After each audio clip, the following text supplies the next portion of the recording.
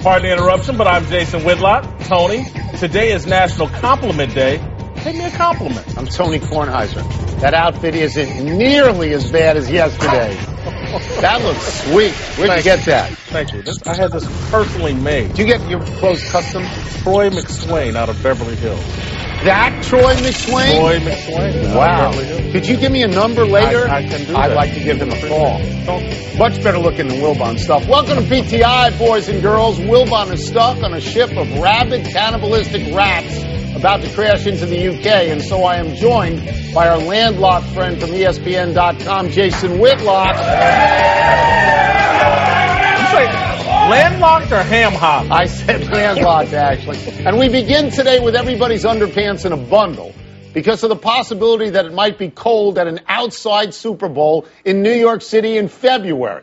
Peyton Manning has a poor record in the cold. Defense tends to dominate in the cold. Roger Goodell might get the sniffles in the cold. Jason, you played football in the cold. Should people be concerned that the weather might ruin this game? Yeah, I think it's a legitimate concern. Hey, the Super Bowl is the greatest showcase of football that we have here in America, and it should be played in better conditions than possible snow and 25-degree weather. Right. You shouldn't have your franchise football player compromised, perhaps. He does not play well in the cold. I'm talking about Peyton Manning, and this could give Seattle an advantage that they shouldn't have in this kind of showcase game. I'm going to cite Peyton Manning's record in the cold for everybody out there, even with the fact that his brother Eli wants to give him tips on how to play at Giant Stadium. Peyton is 0-4 in all playoff games where the temperature drops below 40 degrees. He's 0-4. He's got 4 touchdown passes. He's got 9 picks. This weather isn't going near 40.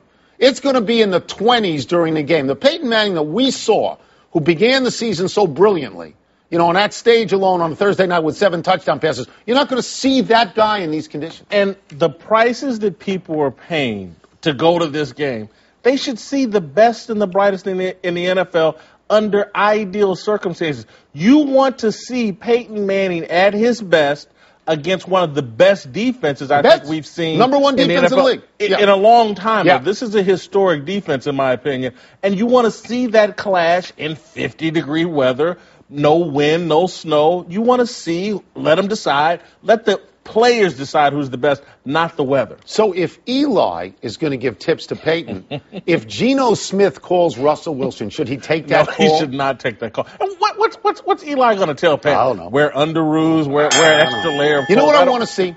I want to see the camera. I want a special Goodell cam because he's going to be outside in this weather because it's his idea to have the Super Bowl there. I want to see him the entire game. And if he goes out to go in a luxury box, I want to see that because this is a potential William Henry Harrison situation. Seriously, I do want this to blow up in their face. Yep. I want the weather to make them pay a price for putting this game in New York. Tony, Seattle Seahawks receiver Percy Harvin says he's ready to go for the Super Bowl. The $67 million often injured receiver suffered a concussion early in the playoffs and missed the NFC Championship. When he's healthy, which isn't often, he's a dangerous return man and a yards-after-catch receiver. He's just what the Seahawks' buttery offense needs. Tony, will he be a factor in New York? No, because he's going to get hit early and he's going to go out early because he's Greg Oden with speed. He's a terrific, terrific football player. But as soon as he hits the deck, he's done, and they cut him off in a forklift. It happens too often. Well, Tony, I'll just say this. When you have Seattle's defense, he doesn't have to be a factor for long to be a factor. If he can change field position once in the first quarter, if he can put them in position to score once in the first quarter, their defense may make that stand up. You wouldn't let him return kicks, though, would you? If he's healthy, he's healthy. I would assume that what you do is you put him out there and you use him mostly as a decoy. Because you have to think to yourself, if you're Seattle, look, we don't score a lot of points. We're going to throw to him once. We're going to see if he can get us on the board at some point in the game. Because if we get an offensive touchdown, we can probably win this game. This is not a guy with a high ankle sprain or a tweaked knee. We're talking about a concussion. Yes. And so in a coach's mind, if they let you strap it up, you're healthy when it comes to a concussion. There's not going to be any decoy situation. So you'd make him an integral part of the offense right away. If they've cleared him to play, absolutely, and you ride him until he's done, which he's often injured. He's often done. He's often made of glass. He's out. Right. And so, look, if he can make one play, which he's very capable of, then yeah, he could be a factor. Don't you think that in essence what happens here with him being able to play is that you're forced Denver to prepare for him? It doesn't even really matter how much you use him. Denver has to waste a lot of time preparing for a guy that they know can kill them, but they're not sure he can actually play. Coaches certainly think of that, and that will be one advantage. The Pro Bowl is coming up on Sunday. This is usually a non-competitive touch football game. But this year, some players are trying to tell us that it will be a physical, competitive, steel cage death match. Mike Pouncey, your boy, says, quote, some guys are mad because they got drafted later than other guys. So I think it's going to be a real competitive game, unquote. Robert Mathis says, quote, I think this plan worked because some feelings are hurt and egos are bruised, and it's going down on Sunday, unquote. Jason, do you expect a physical, competitive football game? No. One guy's going to play hard, Ndamukong Suh. And he'll play hard for 3 or 4 plays. He'll hurt someone, and then everybody else will figure out, hey, we're not getting really paid for this. What, is Robert Mathis really going to knock out Andrew Luck? They're playing against each other because of this new format. Exactly. This is a very fair question. Is Robert Mathis going to hurt Andrew Luck? Because then he's run out of town in Indianapolis. Is Patrick Peterson going to take out Larry Fitzgerald? Because then he can't go anywhere in Arizona. People are going to watch this game. They always do. It's going to be freezing in the East. It's a game that people watch. But I don't believe for a second that somebody is going to play hard out there. You want to escape with your health intact. I don't even understand why the players are selling it. This isn't in their best interest for this game to be real. Guys are getting hurt for real in this league all the time. You don't want to get hurt in Hawaii. Yeah, but so for 2 or 3 plays, might someone play hard? But beyond that, once the adrenaline's gone, no, it's going to go back to I think they're selling touch. it because they all got ripped last year so badly. Aaron Rodgers was ripping the quality of the game last year. I understand trying to sell it now. I just don't think it's going to happen actually in the game. And if Deion Sanders and Jerry Rice want it to be a hard game, let them go out there and kill each other. You know what let them do it. Listen, I want them to completely change the format. You remember the Superstars when we were younger? Yes. Put the NFL players in a Superstars competition. People will watch let that. Let them lime and have a tug of war. People watch that. I would love to watch that. And Mike Pouncey, you'd go back on vacation with Richie Incognito. Get out of here. Tony, your boy Kobe Bryant is scheduled to return to the NBA before the All-Star game. However, Kobe doesn't believe he should play in the Winter Classic. I quote, with all due respect to the fans that voted me in, you got to do the right thing. You got to reward these young guys for the work they've been putting in. Should David Stern, the NBA, bow to the wishes of magnanimous Mamba? What a fantastic, selfless statement by Kobe Bryant, by Saint Mamba now. Let the young guys play. The young guys are more deserving. Let them play. That's great. Do you believe, is there one word of that you even, this is Kobe Bryant. He doesn't mean that. He wants to be begged by the angel of Stern to make a cameo in the game. Please, Kobe, please save the game. Come and take a jump shot or 2. That's what he wants. And the solution might be let him have his ceremonial 2 minutes, but add a spot to the roster for a legitimate player to allow Kobe to sit on the sidelines. But I do think that, and I think Kobe is sincere about letting these young guys play because he hasn't earned it in his mind, and he's got enough on his resume that he doesn't need this. But I do think fans would like to see him be there. I do think fans would. This could be his last All-Star game. I mean, the guy keeps getting hurt. It could be. It's unlikely to be his last All-Star game. I think he's going to be playing for a while.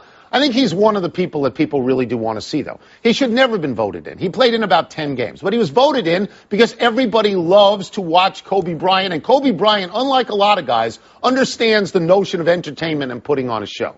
So I don't think he should risk injury on any level because he's got to come back and play in real games. But if he goes out there for a couple of minutes, it's not like he's going to play defense. If he goes out there, takes a shot or 2, I'm fine with that. And I think he's probably still, maybe LeBron James now, but I still think he's the most popular guy in the league. And he's a showman. And so if it does come down to the end of the game, he will check back in and take the last shot. Why wouldn't he? Well, unless Carmelo Anthony holds the ball long enough to take the last shot.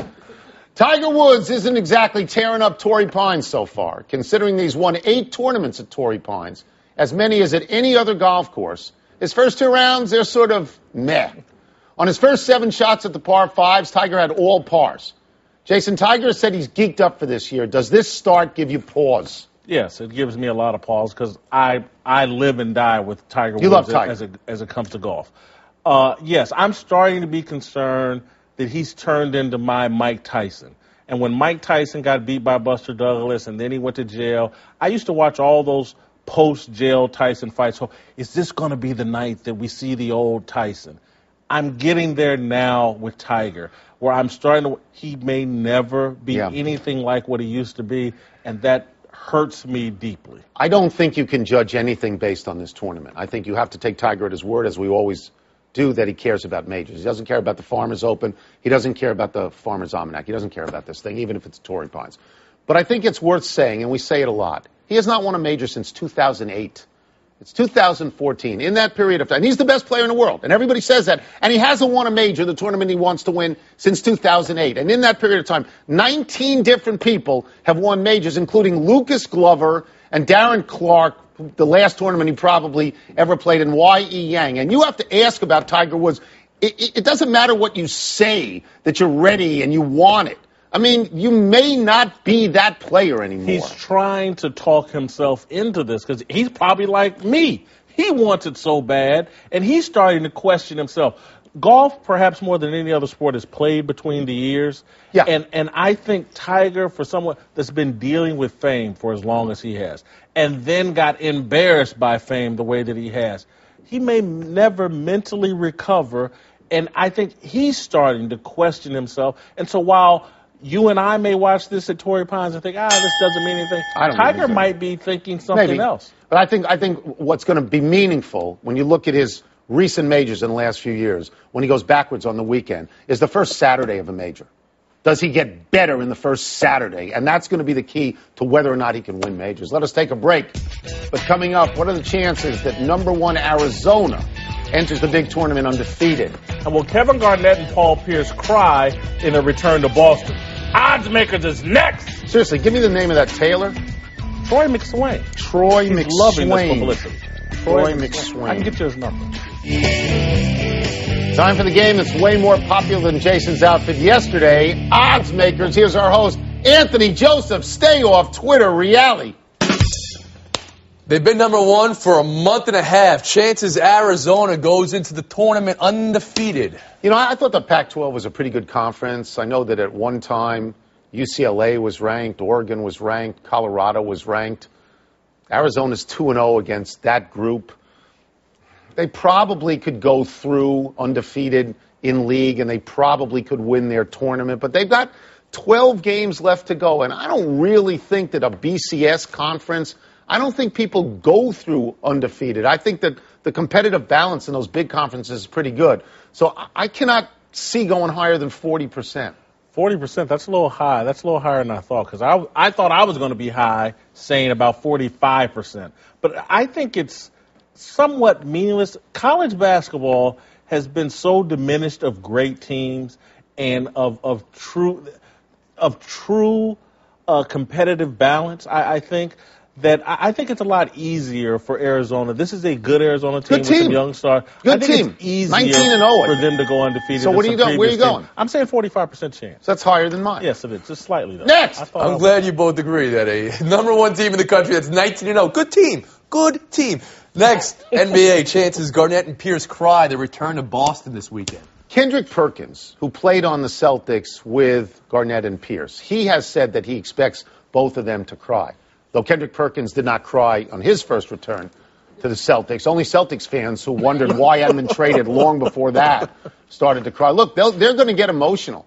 Doc Rivers got emotional. These people are going to be cheered. It is conceivable to me that they may want to cry. But I think crying in public will be a difficult thing. So I'm going to go at best with a maybe. I'm going to go to 20% that both will cry. And again, the importance of this is both have to cry, right. Not just it's one. It's a hard or the double. Other. It's the daily double. It's a very hard double because I don't think Kevin Garnett is capable of emotional tears. Really? As a competitor, when look, those are the opponents. Those are their fans. Kevin Garnett wouldn't shake hands with Ray Allen. That's right. When Ray Allen went to the Miami Heat. He may not shake hands with any Celtics fans. They're not Brooklyn Nets fans. So You think he'll go out there with the headset? You think Kevin Garnett will go out with the headset? He'll hear what he wants to hear, not the cheers. So what's your number? He'll hear the boos. What's your number? I think there's a 2% chance. 2% chance. Next. Just so you don't think Garnett cries? You don't think he would say anything is possible? No. Okay, fine. We saw it last night or this morning, Nadal over Federer. Chances Roger Federer ever beats Nadal at a major again? You would think you would have to give Roger Federer a puncher's chance, because there are many people who believe he's the greatest tennis player of all time. So you would think that at Wimbledon, where he's won 7 times against everybody. I'm laying the weeds on you on this one. Okay, right? I think you'd have to say that at least there he would have a chance. But I'm not sure that he has any chance at all. Nadal now owns him 9-2 in majors, and Federer is in decline. He's down to the number 6 ranked guy. I would say that if a puncher's chance is 10%, I'm going to give him no more than 4% to ever beat Nadal. God, we agree on everything. Oh, yeah? Yeah. You got 4? Yeah, lower than that even. Well, I got inside information. My man Greg Couch, the greatest tennis writer. Listen, Federer plays the wrong style for Nadal. He just does. His one-handed backhand does not work against Nadal. This will not happen. The only way it could happen is if injury were to bother Nadal. He's been an injury-prone guy. But Federer has no shot. One-handed backhand. Listen to you. Yeah, 2% Listen chance. to 2% you. chance again. 2% chance. Next.